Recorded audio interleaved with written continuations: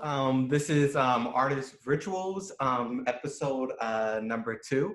I'm sitting here with Roberto, who is a phenomenal artist and a director who I've known him for like a semester now, maybe 2, maybe I don't know. Like it feels like forever, but yeah. But it's only I guess it's. I mean, I did Only meet been you a like a semester. year ago. I met you a year ago, but we've only known each other for a year. Yes, yes, but we match very well. He's a really good artist out there, and I just want Roberto to introduce a little bit more because I said he was a director, but he has a particular style that I really like. Um, so I'm gonna let him talk about it. Hi. Well, I primarily do theater, or what people call theater, I guess. And I started as an actor doing plays. And then when I was in undergraduate, I was introduced to devising by a company that used to be called Théâtre de la Jeune Lune, Theater of the Young Moon. And they changed their name to the Moving Company, and they're like based in a school of devising that came out of the Jacques Lecoq School in France. And then I studied clown after undergrad, and that became like a devising lesson because all the clown performances are more or less structured improv. And I studied a little bit of dance, and then I kind of moved kind of into a world where I don't know what to call it, but I like to call it, for lack of better terms, large scale performance art. And it looks like theater, but it's not a play, and it's not a musical. Yeah. Mhm. Large scale. Okay, okay. But Um, I'm sure there's something. A lot of my collaborators call it dance theater, but I sometimes avoid saying that too because it's not a dance show. I don't know what to call. I don't know what to call it yet. I'm do figuring you, it out. do you want to shout out? I mean, and we could do this later, but you just because you brought it up, like dance theater. Do you want to shout out that particular company that you really work closely with? Yeah. So I work with a company in Austin called Frank Women Collective. It's Frank like blunt, or um, I don't know. There's probably a less negative word to say. Frank, as in Frank, not like a person, but as an adjective. And then woman, but it's spelled WO/MEN to be like kind of a play on words and kind of it also inclusive. But yeah, it's a bunch of weirdos, and we met doing work in Austin, and yeah, they're amazing. Kelsey Oliver, she is a dancer by training, and then has become an artist, a costumer, an actor. And then Alexa, who is a ballet master with Ballet Austin, and Chris, who's a uh, technology and scenic designer. So I met Roberto doing well. I met him before, but I actually got to work with him doing the show Rhinoceros um, by Mm. Ionesco. Um, and it's very movement. It was very movement heavy. Um, and one of the questions actually that I prepared today that I've been asking all of the artists, but what is your relationship to your body as you create? Yeah. It's your body. To me, a body tells the truth.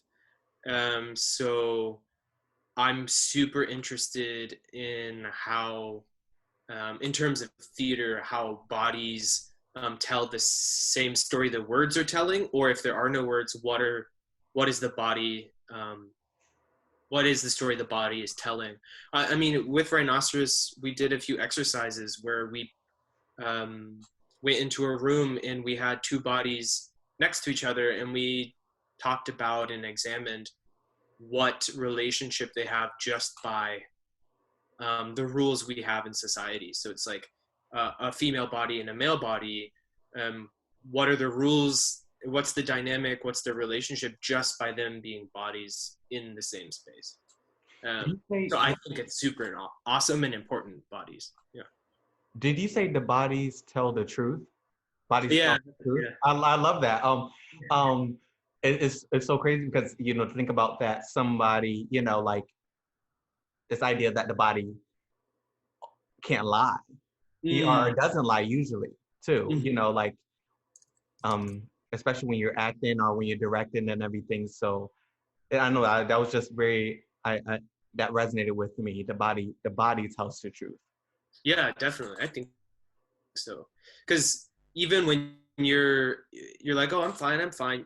Your body language, like even if you're not an artist, when you're asking someone who is at a bar or at a coffee shop how they're doing, a lot of times you can really tell how they're doing by how their body language is presenting. Yeah, somebody was I was having a conversation with somebody and I was like, yeah, of course I think you don't lie, and I was shaking my head. I was like, I was like, of course I think you're straightforward. Yeah.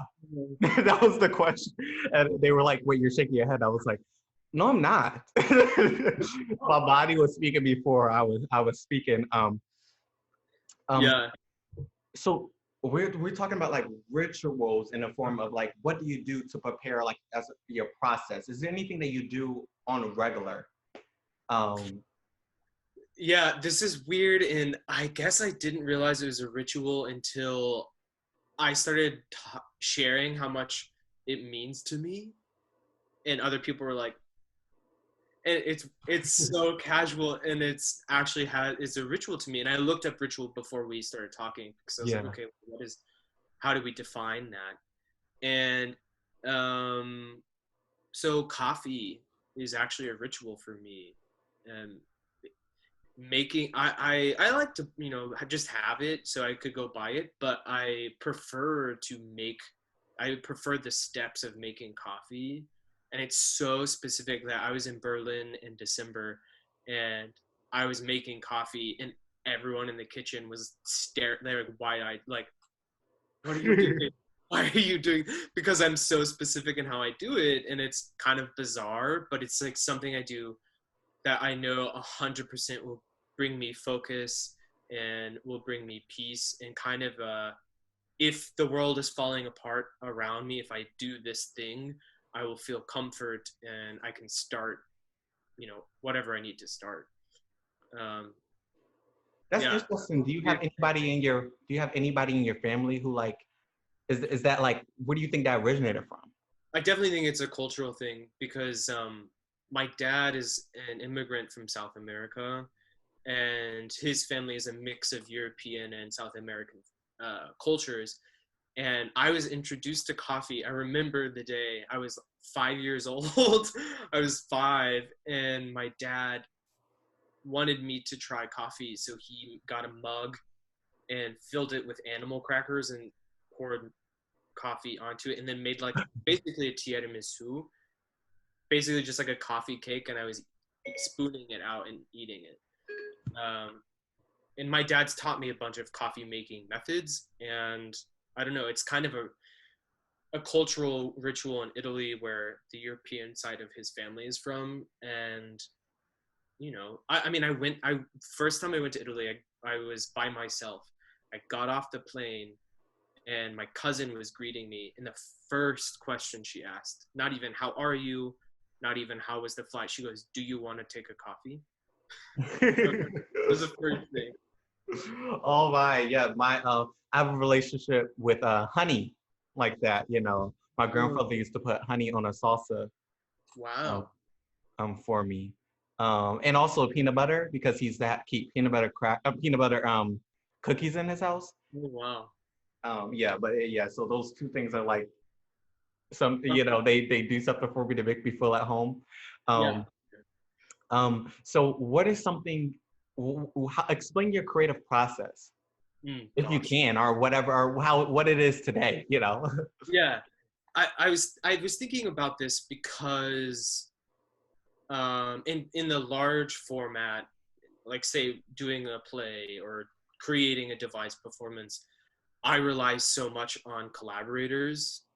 So my process adapts depending on who I'm working with, because a lot of times I just ask a bunch of questions. But I thought, okay, well, if it's just me in a room, like what is my process? And if I'm writing or something like poetry or fiction, I kind of just start and I try not to say no to an idea that comes into my head. So I guess the process is kind of like throwing darts, Hmm. or just saying yes, yes, yes, yes, yes, yes, yes, and then kind of reevaluating it, if that makes Yeah. sense.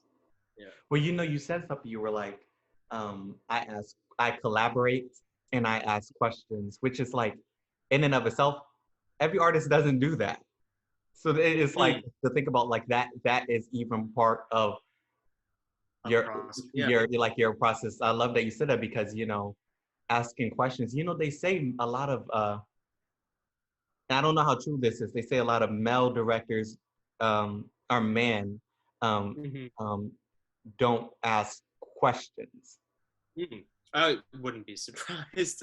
Just know the history of the world.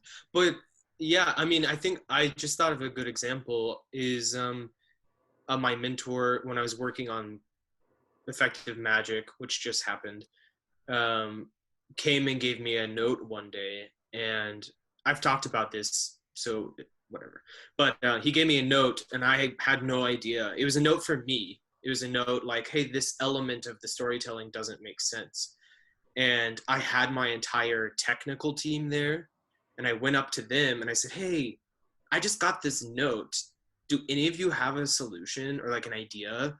And they're like, let me think about it." And I walked away and then answered, a question or got some water. And I came back, and then the technical team was like, here's the solution. And I was like, whoa, that's awesome. So, and then we did that. And it kind of, the solution had nothing to do with my idea. It was all them helping me out. And if I would have never asked the question, I might not have ever gotten the solution ever. Wow. You know? Yeah. That's is the future, I believe. So much more collaboration with all the artists in the room and breaking down the hierarchy in the room. Yeah. I hope. Yes, Chris, I hope so too. yeah. What I like, why I like it is because it's like having people from different backgrounds and different cultures in the room together. Like if there's a bunch of different points of view, you can tell better. You can tell stories more efficiently, or a larger number of audience members will be able to understand what you as a group is trying to say.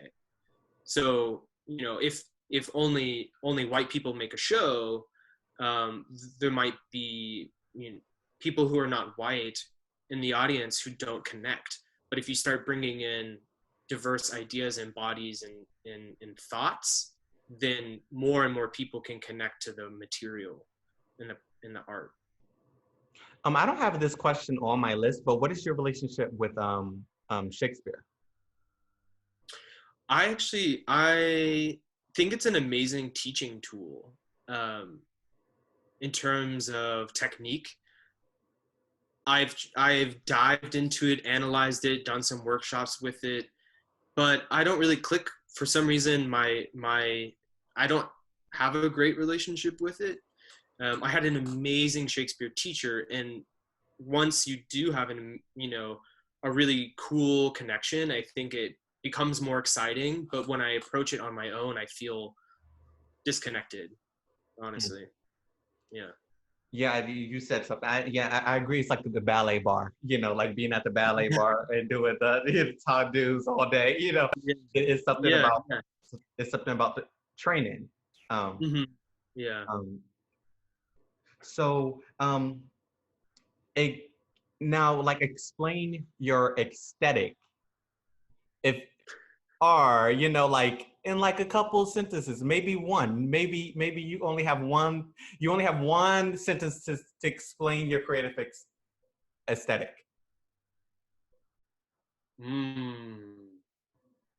I caught you off guard here. This ain't one of the questions, the previous question. Okay, okay, let me think. I mean, I want to say this is kind of vague, but I want to say like ethereal, which to me means um, not extremely concrete. Hmm. I yeah, um, but I think of technology. I don't know, something about technology. I click well with. Right now at Ohio University, it's going to be flashlights because I just use flashlights a lot in this past piece. And then my piece coming up it's written in that they use flashlights a lot. So apparently my aesthetic is flashlights. That's your inner lighting designer coming out. I guess, yeah. um, uh, um, how do you get started? How did you get started doing this? Well, I mean, honestly, as a kid, I was always putting on bed sheets and doing performances and stuff. But more formally, I was peer pressured into auditioning for a play in high school. And then I was like, oh, I like this. I'm good at this. And then went through Texas has I'm from Texas. Texas has a statewide competition for theater. So each school produces a play that lasts 45 minutes and they present them and then they're critiqued based on like a rubric. And then whoever scores the higher combination of points moves on and on and on and on and on and on. And that kind of like roped me into theater, which I think a lot of Texas artists, and there are a lot of Texas theater artists probably start by doing that same competition I did. Mm. Yeah, but my family is artistic. My aunt's a poet, and my cousin, he was a performer, experimental artist as well. And then there's some musicians and stuff in my family. So it's in the blood. It's in the blood. The Yeah, it next, is. the next question is, I think what's the thread of what I'm trying to create Okay. um, is how does spirituality, and you can define that what, or you could be like, no, it really doesn't. Um, but how does spirituality, or higher power, um, play a role in your art? Um, it's interesting because I feel like I'm not sure exactly what the higher power is, and I don't think I'm meant to know that. Mm-hmm. Um, I think select people in the world are, but because I believe there's things outside of my control, it allows me to kind of do the process I was talking about, which is try something and say yes and ask someone else's opinion, because then I feel like I can just keep going, and then the thing I have no control over will start to shape what I have to do, if that makes sense. Kind of Mm. like because I feel like I don't have um, because there's something that I don't have the answer to already, I'm more willing to jump in fully with the art, if that makes Mm. sense. So it's like you can surrender to. Yeah, yeah. Surrender, but not into spirituality, but surrender into freedom of thought and ideas, if that makes Yes. Oh, wow. Um, how would you how would you go about expanding your creativity? Expanding it meaning like practice or become more quote unquote more creative or have more tools. Is that what you're asking? Yeah, actually, yeah, Mm. yeah, Um, I think music's always a starting point for me.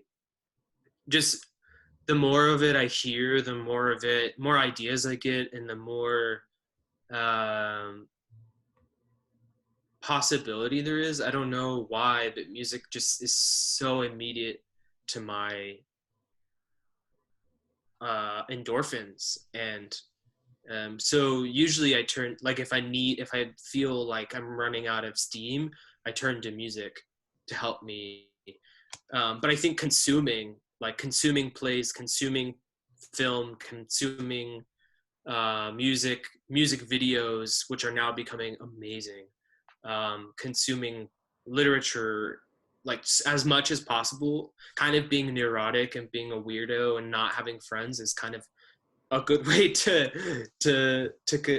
do it, because the more you read, the more you see, the more you hear, the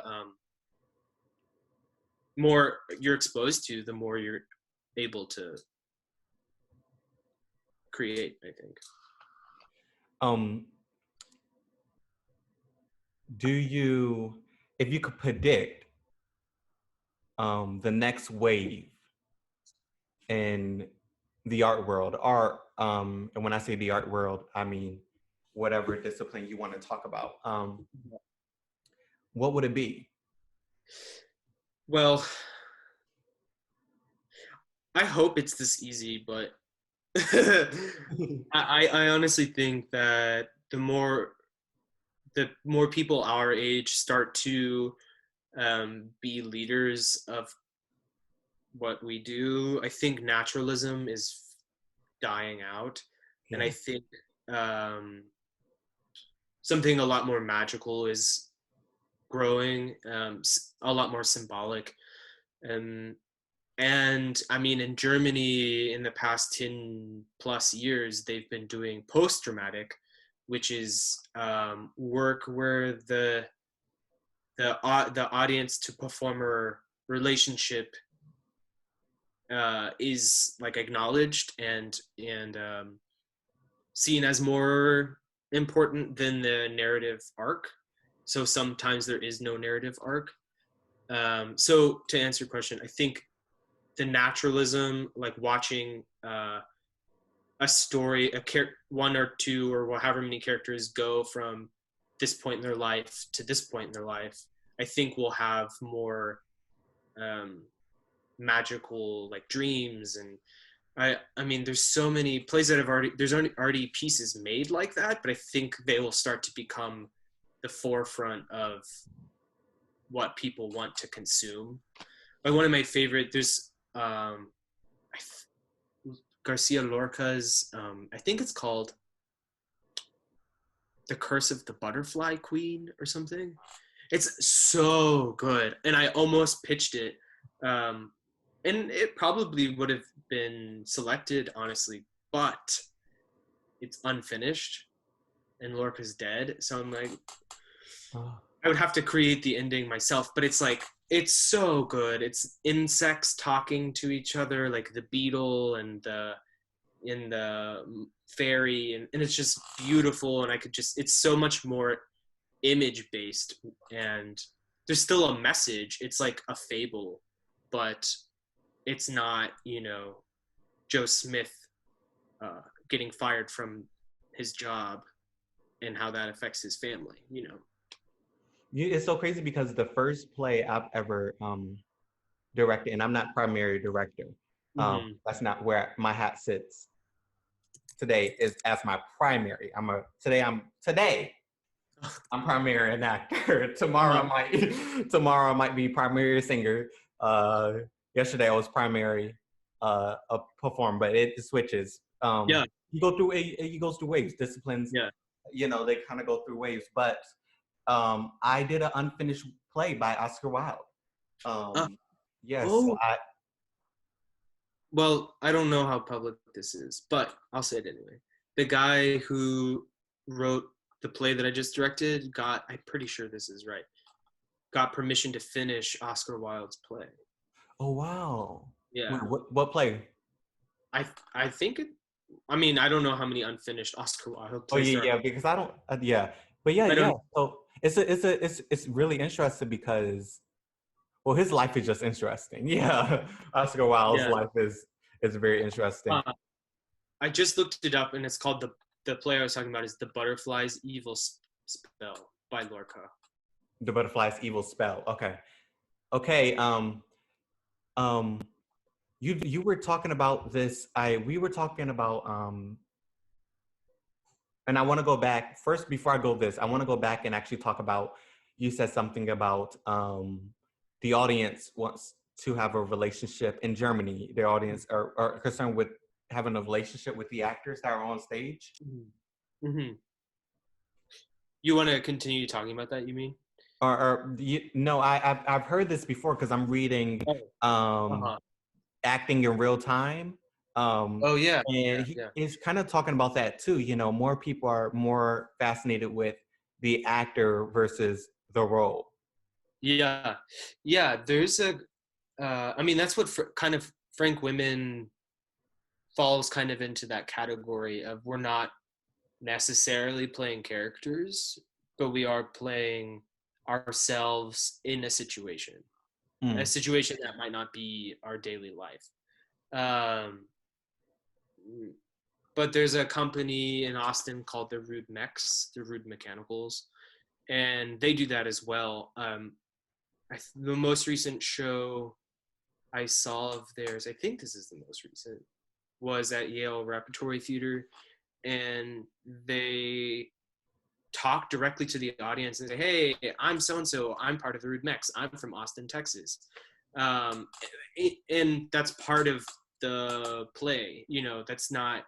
It's not before the show or after the show. It's like part of the story they're telling.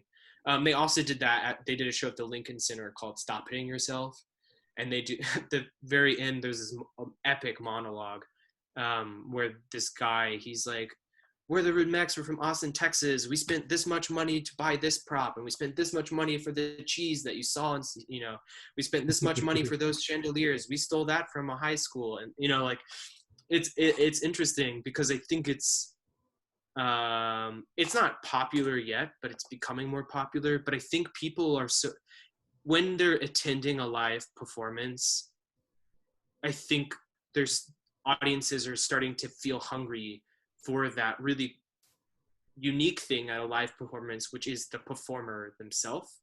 Because Mhm. if you're watching a film, it's kind of fun to get lost in the fantasy of the film.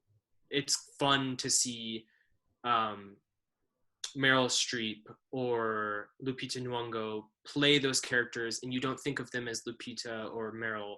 You think of them as that character. But when you go see a play, I'm starting to get more excited by um, seeing Kezia in a live performance rather than buying into Kezia's not being Kezia. Because if that makes sense. Mm. There's like a hunger for the human element of live performance.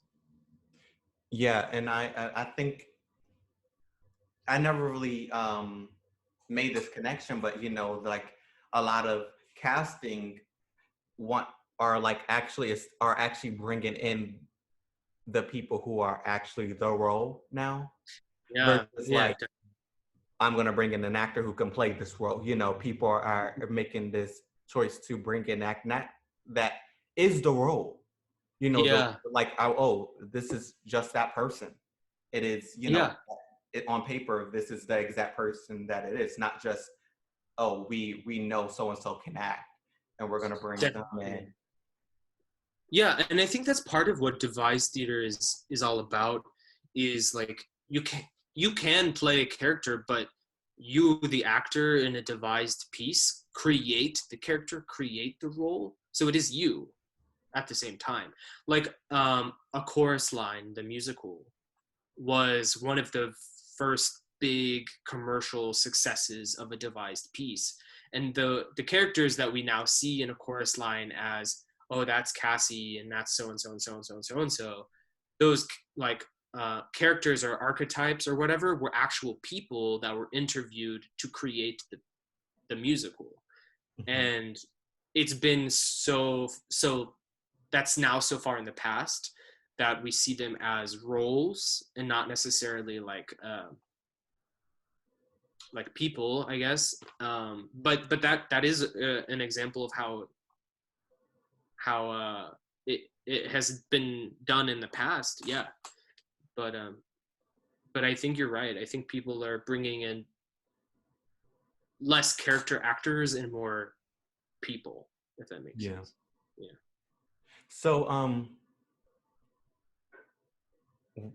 what artists like inspired you, or what artists are you inspired by? Who are you inspired by? Oh gosh, I feel like this changes every, I don't know, however many years. Kind of like taste buds. I mean, like I'll start like immediately. Yesterday, I was listening to Bad Bunny's new album, and I was like, oh my God, this is amazing. And the music videos, and I don't know, just something about it I was super into. But since coming to Ohio, the Gob Squad, Bertolt Brecht, I've always been inspired by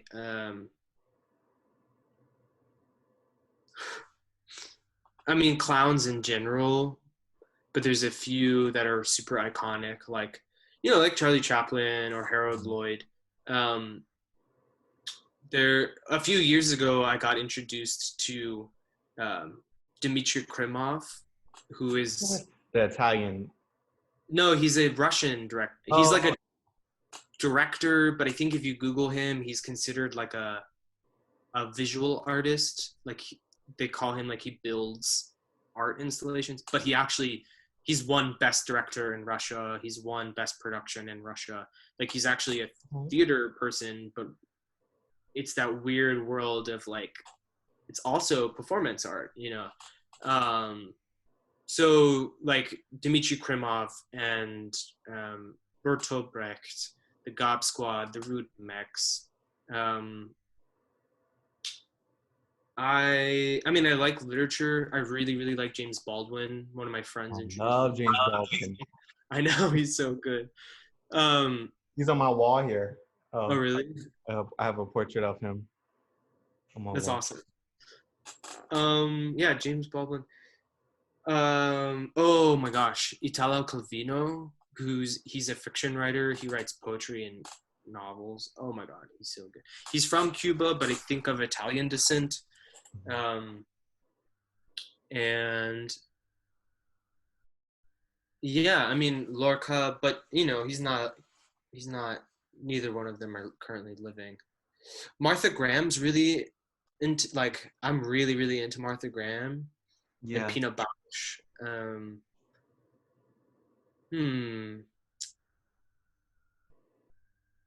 I mean, there's a lot. I'm trying to think.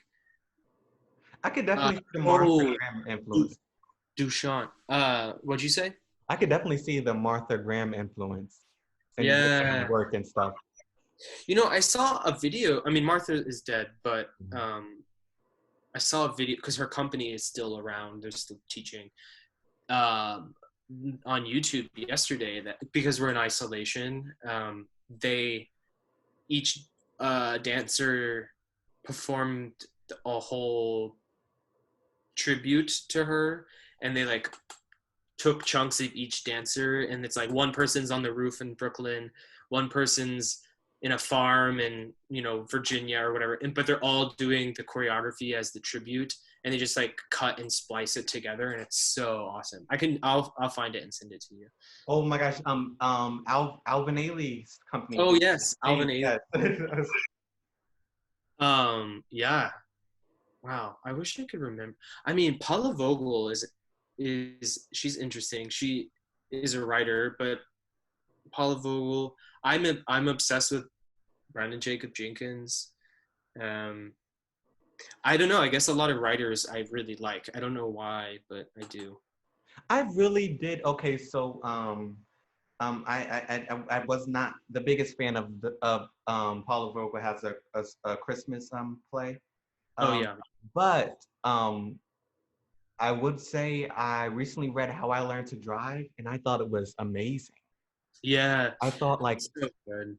it was so experimental. Yeah, I mean, she's actually really good at that. I haven't.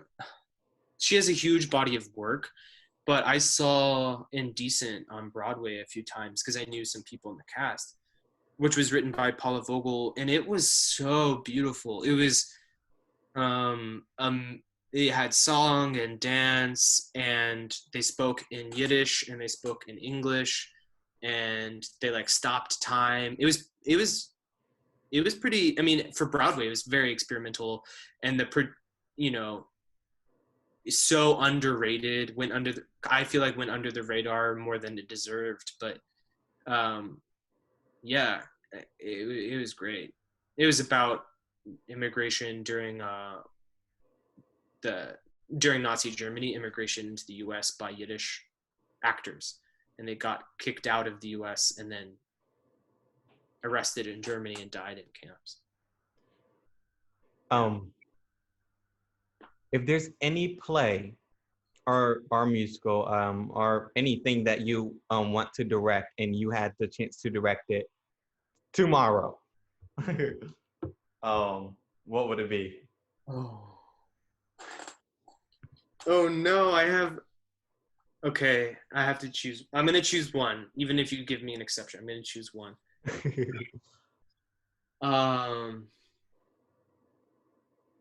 Wow. I need. I would need a team, but I really love an octoroon. It's something I've been talking about Oh, forever. yes, Yeah, yes, yes. but I would need a team. I can't do that one by myself. I would, if it was something where I was like, oh, I can do this already. I know how to do it. I would do Ubu by Alfred Jarry. The French play. It was originally written for puppets. Um, I think it was written in 1912. Ubu. Wa. Oh, you know what? My undergrad just did that this Oh, year. really? Yeah. Oh, first performance, 1896. Because I was It like, caught, why does that sound so familiar? But yes, yeah, they just did it. some people call it. I mean, that's French for Ubu King. So some people call it King Ubu in English. Mhm. Um, I'm actually creating a list of plays because I have to start pitching for thesis. But I would love an octoroon. I you know, don't know if that would happen. Ubu, and then um, Die Mutter, The Mother by Bertolt Brecht, which is a pro-socialist communist piece. It's really interesting though. Um, Okay, I gotta go. You're a socialist? Oh, I gotta go. oh, bye. Yeah. I saw a post today that was like, if capitalism's so amazing, why does it need a bailout by socialism every 10 years? Oh, wow. and And oop. I, yeah, I was like, oh, I never thought of that. Me And either. it's so true. Yeah, Wow. it happens around every 10 years. Yeah.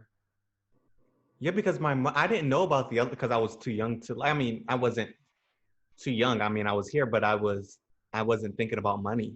You know, I was Mm-hmm. just a kid, and my mother was like, "This is happening." You know, she was talking about last time when they received the stimulus check. Uh-huh. If this is seen years from now, this we're talking about the COVID-19. I know. Oh my gosh. We don't know what's going on. We're all stuck at our individual homes. And Trump's president. Yes. Yeah. That's archives. This is so weird. The worst. These We're are dark looking back at times. civilization. These are dark times. Yes. I Um, always think about that. I think of like what is happening now, what it will look like, because we always think about like, oh, the 1920s with like champagne and um, you know, dancing and parties and speakeasies. And then I'm like, oh, there was also like the typhoid plague, there was the Spanish flu plague, mhm. World War One, and then two, and like things were so like turbulent, and the stock market crashed in the Great Depression. And I was like, man, that's like history. I wonder what it was like I wonder if I could survive through that. And then here we are, you Yes. know. Here we Gosh, are. History here repeats we are in itself. the 20s again. Oh yes. Oh, I need to pull up my flapper stuff. And I But was no, they reading, say art is better during this time. I think mm, we've seen an influx of an influx of what the fuck, you know what I'm trying to say. Y'all know what I'm trying yeah. to say out there. But of people creating art. Yeah. Oh yeah, yeah, sure. I was reading, I'm not far into it, so people who know this better than me, I'm sorry. Um, Hegel, the philosopher, he talks about art and how it's a reflection of things we already know. That's his theory. And I was like, okay, well, what if I only think of art as that? What does that do? And then like, oh, there's all these Instagram art, like memes or whatever. It's still art, um, even if it's not created by an artist. And I was like, oh, it's all about this situation we're all experiencing. Art is really just reflecting what we're going through right Hmm. now. Yeah. It's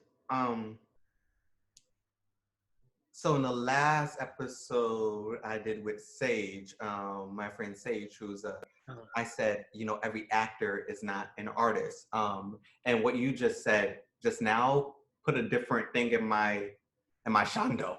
But put a different thing in me because I was thinking, I grew up in a Pentecostal church, Mm-hmm. and then went to now a denomination that was kind of Pentecostal. I'm no longer like am so aligned with religion.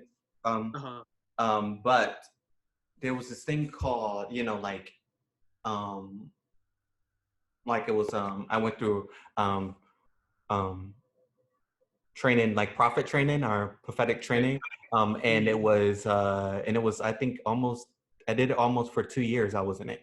But one of the concepts was this idea that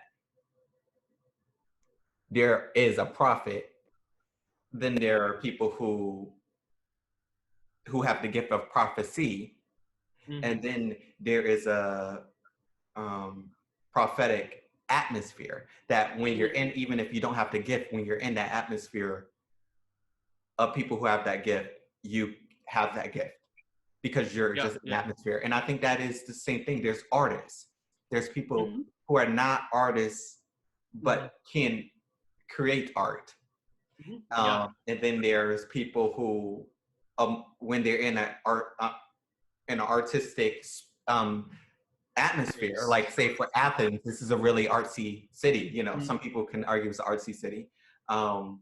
That they begin to make art that they've never made because it's in the Yeah. atmosphere.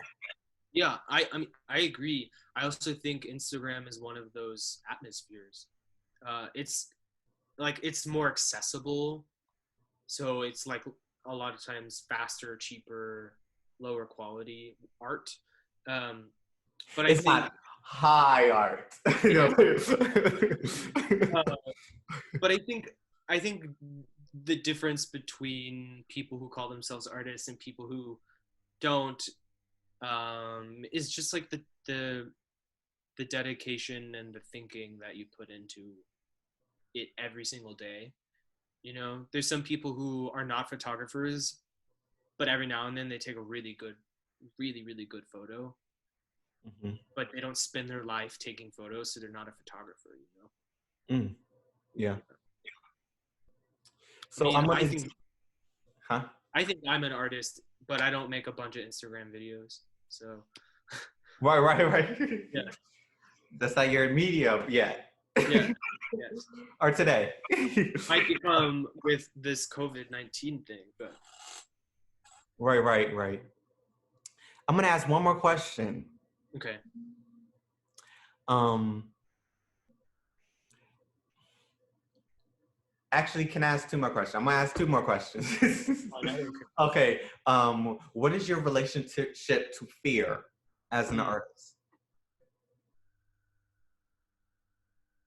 I don't know. I'm not really. I never think of it, so I guess fear doesn't scare me. Okay, that's actually really profound in a way. I don't want to overuse. I don't want to overuse that word, but that's actually really profound because that's interesting. That's interesting. Like you, it's like so you as an artist, you don't even think about it. Mm-mm. No, I get embarrassed, but always after the fact. Like Mm. I did a show. I did a show last June, this past June, 2019, and I did full frontal, Mm-hmm. and like I did it, and then afterwards it's like, oh, that's embarrassing. Like, but I had already done it. Like everything was finished and the play was over, and then afterwards I got like that thing of like maybe if I was someone else I would have been scared enough not to do it, Mm-hmm. but I never even thought. I was like, okay, I'll do it. And then I did it, and I was like, oh, oof, that's hard. I'm surprised I did that. And that was not a play on words, everyone. Um, Oh no, it was not. It was not. It was not. so we're gonna go to the next question. It is, is this? Oh, I want to leave with this because I feel like a lot of artists might be, periodically we all feel this way, that you're stuck.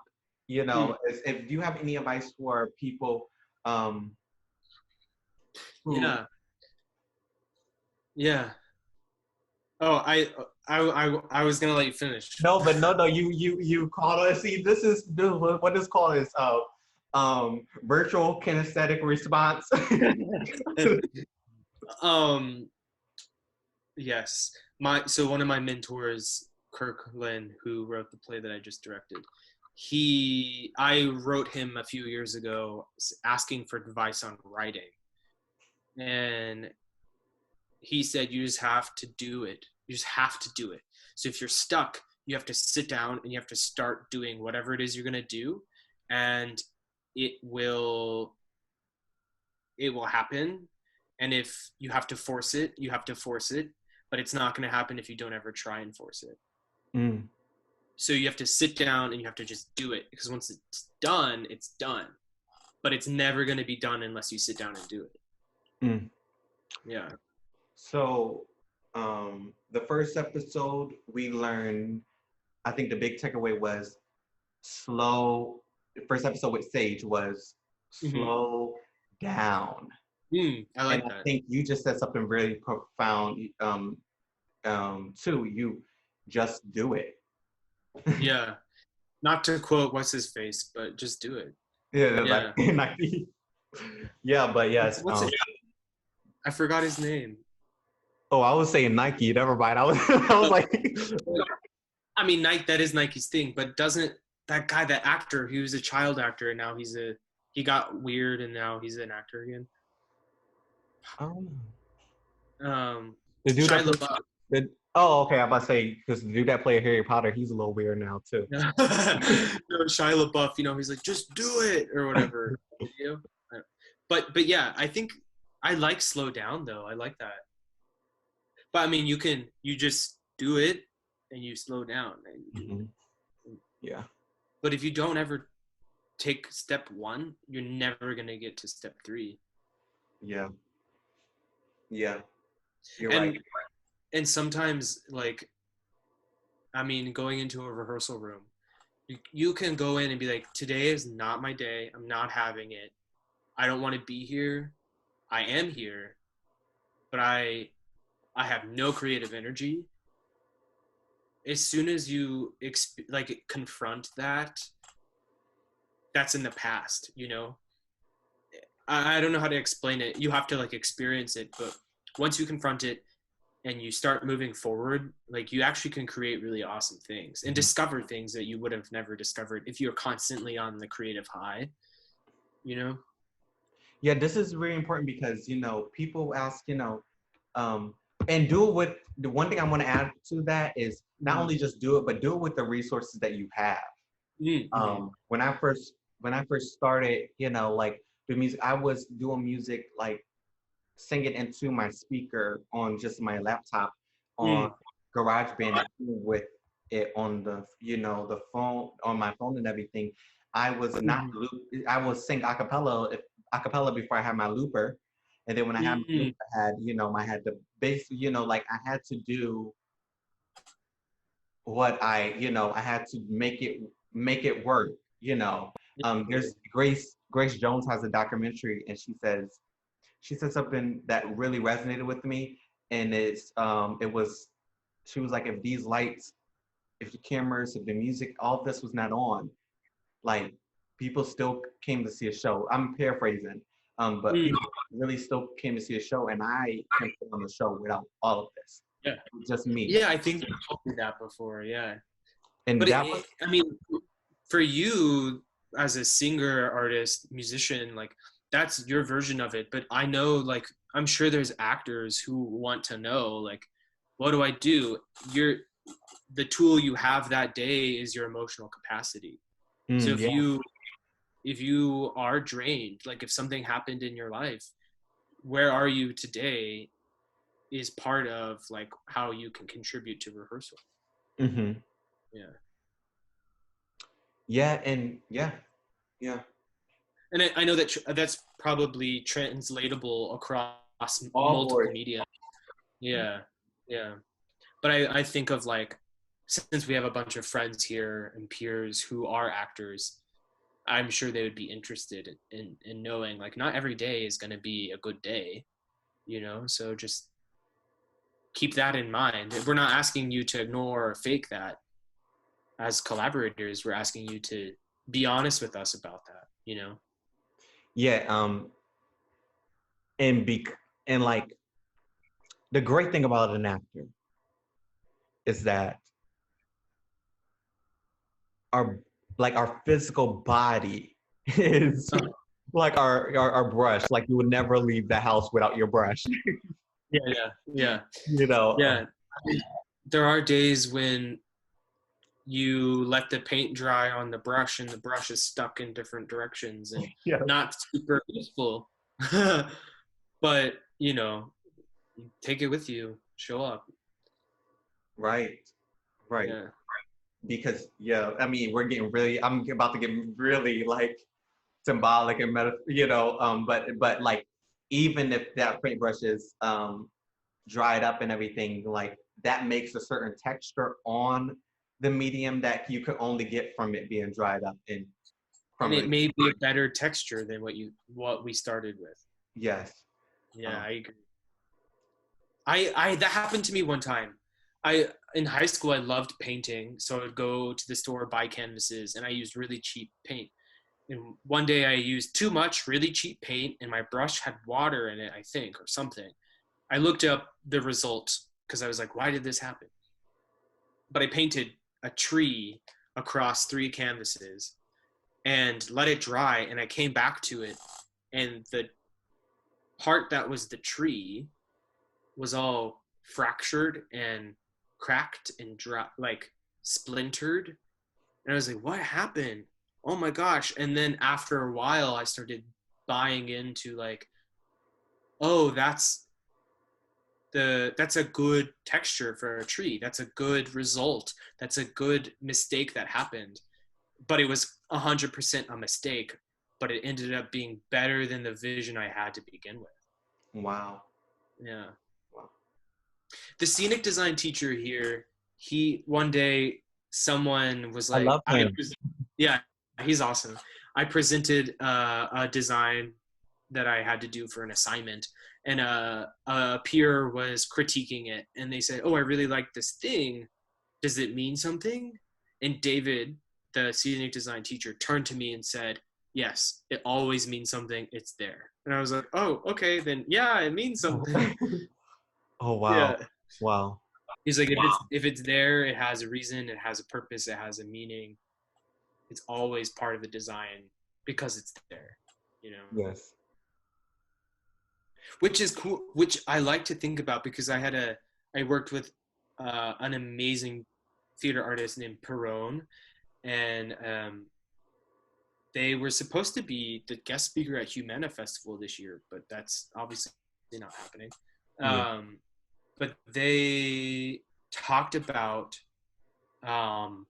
when you're creating a piece or if you're directing a play to consider the architecture of that physical theater.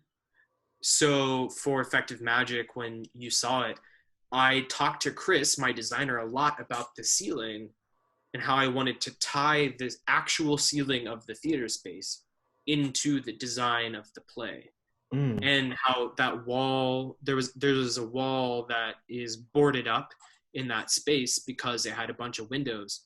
But I ended up using the wall as part of the design of the play, and the actors interacted with the wall. They would draw on it with chalk. And I think that, like, kind of trying to backtrack to the paintbrush, it's like all of the things that are there are part of everything in the room every day is part of what makes it. And if you try to ignore it, it's way harder for it to be successful, the piece to be successful. Yeah. So before we can conclude, Yeah. I want to offer you a chance to, maybe people want to reach out social media, or Yeah. maybe, yes. So I mean, I only have Instagram and Facebook. I mean, I have a website, but Instagram is at Roberto, Roberto _ DI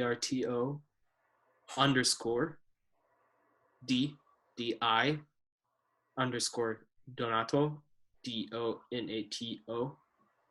That's it. It's my name broken up with underscores. And I will be adding it to this video, of course.